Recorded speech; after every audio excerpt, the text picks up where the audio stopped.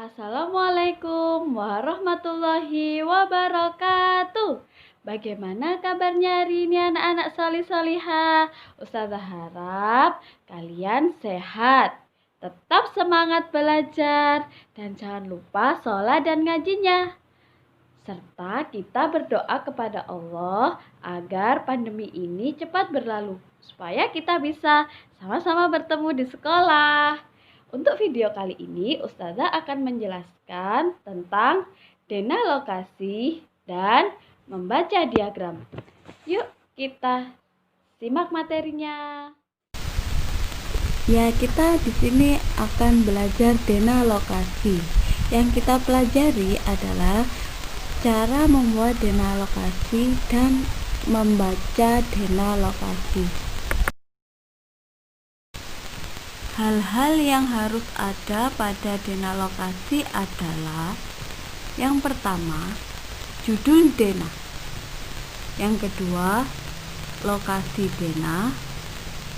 Yang ketiga, arah mata angin. Yang keempat, arah menuju lokasi. Dan yang kelima, nama jalan.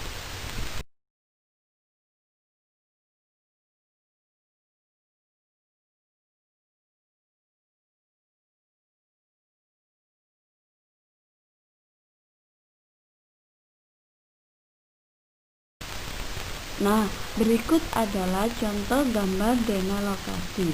Di sini Ustazah mencontohkan denalokasi kompleks A. Di slide sebelumnya ada hal-hal yang harus ada pada denalokasi. Coba kita perhatikan di contoh. Yang pertama, judul dena. Di sini ada judul dena. Yang kedua, lokasi dena, di mana lokasi dena itu digambarkan. Yang kedua, arah mata angin. Dalam dena harus ditunjukkan arah mata angin. Kemudian, arah menuju lokasi biasanya ditunjukkan dengan tanda anak panah. Dan yang terakhir, nama jalan yang harus ada pada denalokasi.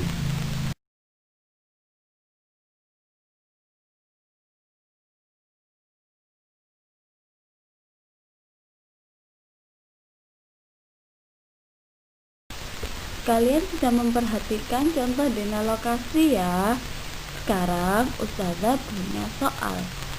Contoh soal: jika Andi berada di Jarum K. Ampel, bagaimana cara Andi agar Andi sampai di Jalan Jenderal Ahmad Yani? Nah, jawabannya, Andi akan berjalan di Jalan Maijen Sungkono, berjalan ke arah timur dengan melewati gedung sekolah SD 1, lalu berbelok ke arah selatan, dan sampailah Andi di Jalan Jenderal Ahmad Yani.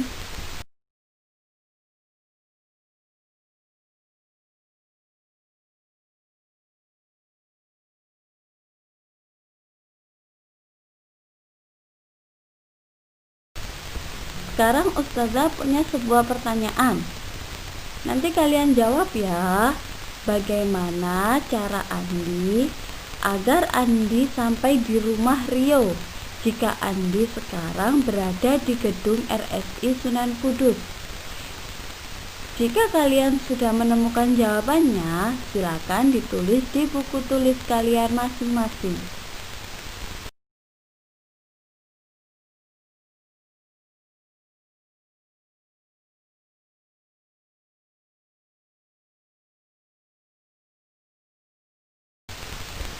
Setelah kita belajar tentang denalokasi, materi yang kedua adalah membaca diagram.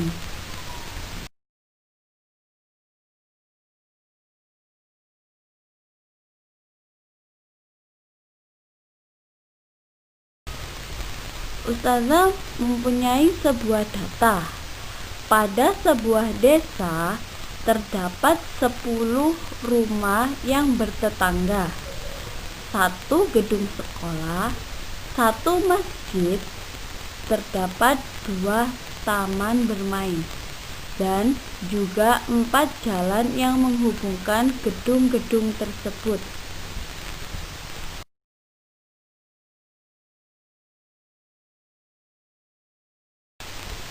Dari data yang sudah Ustazah bacakan tadi, langkah selanjutnya adalah kita masukkan dalam sebuah tabel yang terdiri dari nama dan banyaknya.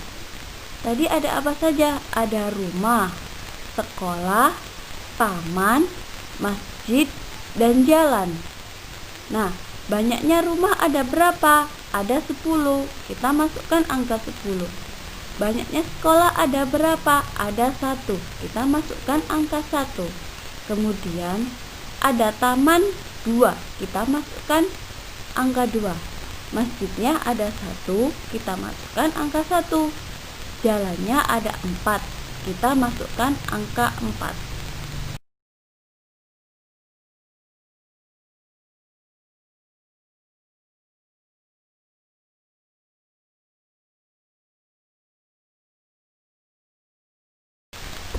Sekarang cara untuk menggambar diagram. Bagaimana memasukkan data dalam diagram batang? Yang pertama, buat garis tegak lurus. Yang kedua, pada garis tegak atau vertikal, tulis angka mulai dari angka 0 pada titik tengah. Yang ketiga, tulis angka hingga jumlah angka banyaknya angka pada tabel. Yang keempat, gambar diagram batang pada garis lurus dengan menarik garis mulai dari titik 0 sampai dengan jumlah pada tabel.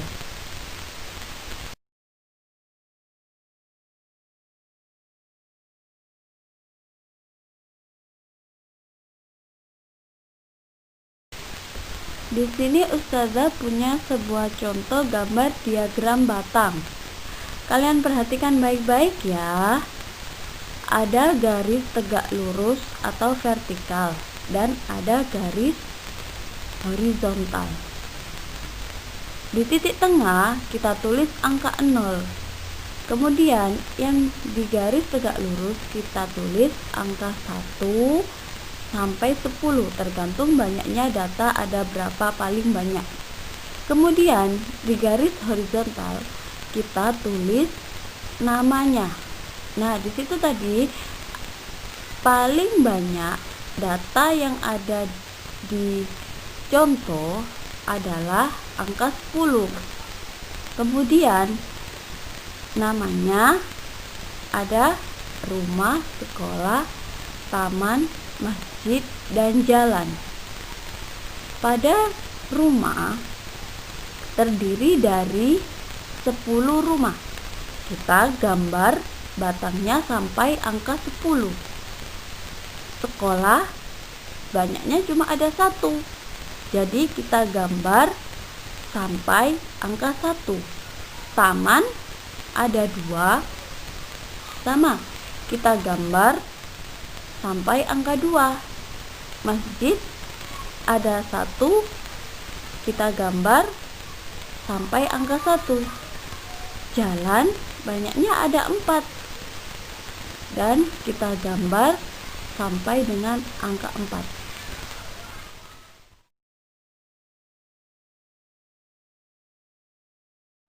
Nah, kita sudah selesai menyimak materi pada video kali ini. Kalian sudah paham semua apa belum? Jika belum paham, bisa ditanyakan kepada ustadz atau ustadzanya masing-masing ya.